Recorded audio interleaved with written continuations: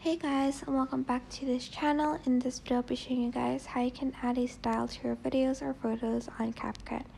So select your video and select style, and you're just going to scroll until you find video effects.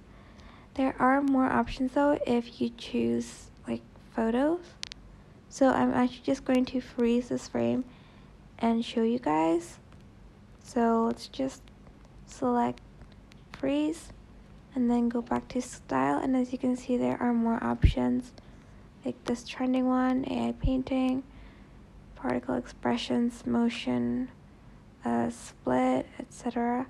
And we're just going to use the cartoon. Let's try that one, and just going to wait for it to generate, and this is what it will come up. There's just a lot of options you can choose from. As you can see, there's this like pop-up album one. I think that's new. But that is basically it. I hope this tutorial was helpful for you guys. Don't forget to like, comment, share, and also subscribe to this channel if you haven't done that already.